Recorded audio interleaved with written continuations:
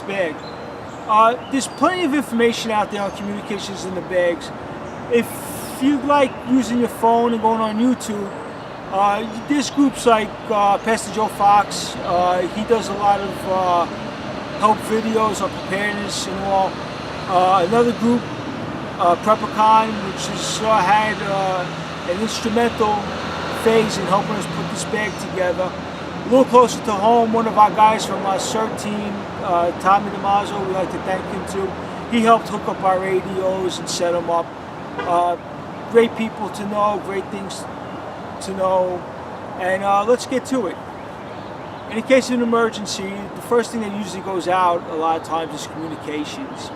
It's nice to be able to use your cell phone to communicate, but unfortunately when everybody jumps on the same wire, cell towers get jammed up and cell phones go awry, so they really don't work. Second step up from that, if you go a little more into mainstream, there's CB radio operations. CB radios is basically systems band radio. You can get different models, you can get handhelds, you can get stationary at-home units. They're limited in distance, even with pretty large antenna on a home or on a base unit, but they're kind of low cost and easy to get into. They're probably good for like up to a mile area without in a city environment with structures and all. You could probably get out a little further, I'll tell you, as far as maybe a 5 mile in an open area, maybe across water or something. It's not guaranteed, but it's just a parameter to kind of think about.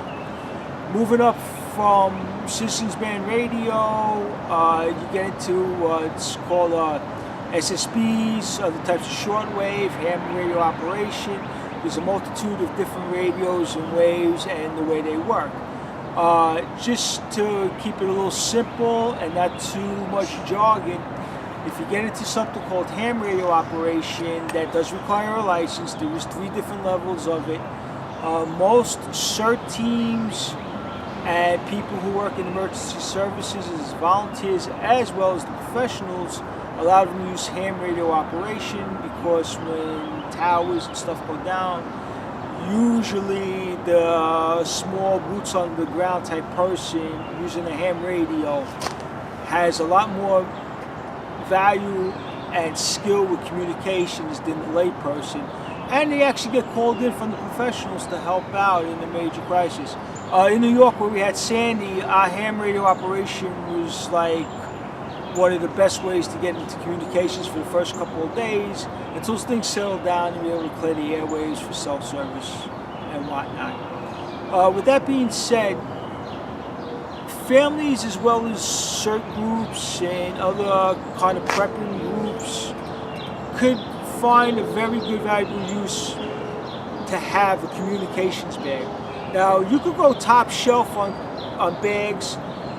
You could get a Pelican case to put your equipment in. The Pelican case could cost a couple $100. You really don't need to do that.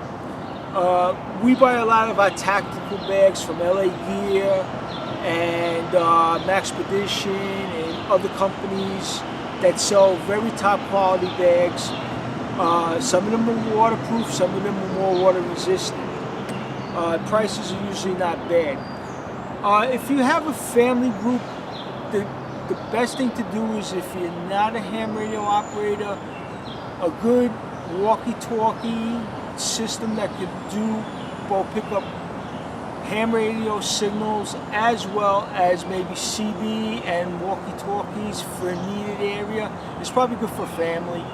4 people in a family, 4 radios. Just to give you an idea, if you could look at this bag, this unit's set up for a small group.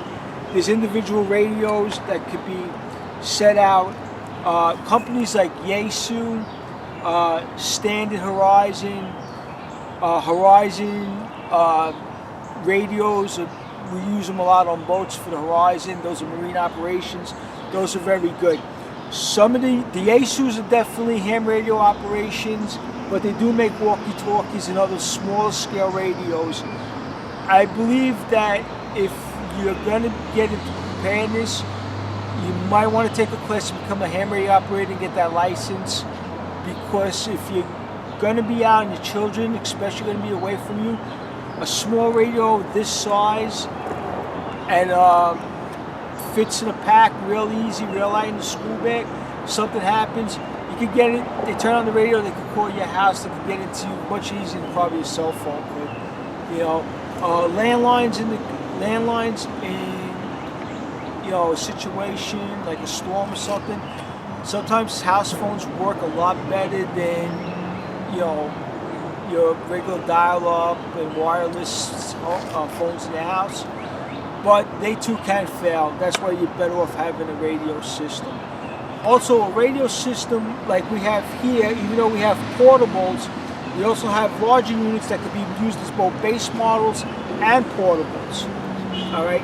Now, with this comm bag, just so you also know, part of this comm bag has, for each radio, all right, you would have your electrical connections. I know it's in plastic, but these units hook up to the car batteries, to chargers, to the radios to charge them. You could also use them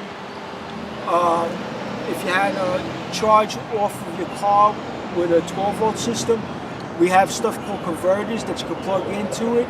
It'll change your car's DC battery through an inverter to electricity to charge your batteries. So any of these units that charge off of regular house current of 120 can be used through an inverter in a car to be charged. We set this up as a base model, so if we're out in the field with a car, you plug it into your car's cigarette lighter, through into your converter, and then you could set up your base that holds your radios. You plug them right in, you charge up your radios in the field. You have no problem with that. We carry different types of coax cables in case we have to hook up different radios. If we have to program something in the field, that's a little bit past my technology point. I'd probably send you to my friend Tommy for that. He's pretty good at programming radios. Radios are usually programmed in the field, but there's always an instance where something could go awry. All these base model radios, even though it's hard to see. Okay, folks, as I continue pulling gear out of this bag, you can see this bag holds a lot of stuff. I just wanted to show you, these are the microphones that go onto the small units. They can even go onto the little larger base units. These come detached from the units for easy storage in the bags. We leave these in the bags until we need them so they don't get lost or knocked off or banged up and broken. These are small, lightweight. We put them in the bags with the stuff. One of the other things we pulled out, this is just an AC power inverter. You can see that it's set up so we can always plug into a cigarette lighter in the car or convert it. We can plug it in so we can charge up these things using DC power to 120 power. All right. When you're in the field, you might not have the availability of electric, so turn this around this way. This is the goal, 0 solar panel. This will charge up your radios, no problem. Takes a little while, but we've used this panel on a number of trips and different occasions. It works fine, very handy, and very cost effective. For the amount of money you pay for this, it's well worth it. You can look up these online. YouTube has a lot of videos on these. They're used by a lot of different agencies and everything too. Very well recommended in the field and everything. Just to show you that, just for a few more backup stuff, we carry coax cable. This is what we use to set up the antennas. There's a multitude of different antenna systems you can use this. You can have magnet mounts that could go on a car. It's basically a magnet with an antenna. You pop it on the roof of your car. You run the coax cable from the antenna into your vehicle, and you can hook up your radios. There are permanent mounts. There are mounts that you can hook up on a fire escape if you live in an apartment building. You could have mounts for antennas that will hook up to the roof of any house. In our C.E.R.T team, we have a communication trailer that is set up with a ham radio operation system that when we get anywhere in the field, We just basically crank out the tower, put it up, and we can hit our team for a couple miles in any direction around the thing. With that being said, I want to just show you 2 base units, and we'll get to that in a second. Okay, folks, as I was saying, this unit is the Bofang 25-watt ham radio base. It's a small base unit. You do need a ham radio license to operate the unit, but if you can see the size of this compared to the amount of power this puts out and for the distance, with either a coax antenna or standard base antenna, you'll get a pretty decent distance at it. This unit isn't overly expensive in the world of radios. It does come with the mic that you can see with the numbers on the mic, so you could possibly program the radio for the channels you want. You can hit the buttons and it'll bring up the channels and whatever stations you need. This unit can also be mounted in a car too. It doesn't have to be mounted just in the house. So it is portable. You can hook it up in a car, a trailer.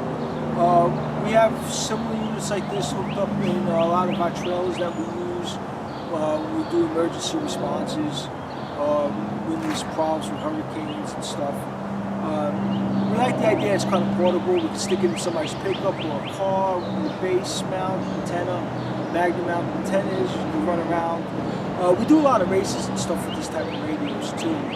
We get out in the field and we make sure the participants are okay. We set up checkpoints and waypoints, and we're able to talk with each other. So folks, this is just an idea of the communications equipment that's out there. Like anything else, everything works with practice. Radios can be fun. You can have a lot of fun with them. You can learn a lot with them. A good ham radio system, you can talk to people across the country or across the world. My best thing to do is if you want to find out more about these type of radios, search out your local C.E.R.T team. Search out your local Boy Scout groups. They have a lot of ham radio. Where we are here in New York on Staten Island, Pouch Boy Scout Camp has their own ham radio tower and station. They're more than happy to give family as well as the Boy Scouts and Girl Scouts information on radios. AARL, which is the local ham radio association in the area that we have here. They give classes and they have a group and they will teach you and they will give you the test to become a ham radio licensed operator. It's a little time involved work-wise that you have to learn, but it is nothing that can't be done. I've had kids as young as 10 years old get their ham radio licenses, study for the courses and everything, that route. So folks, if you have any questions, drop us a line, but welcome to the world of communications. See you next time.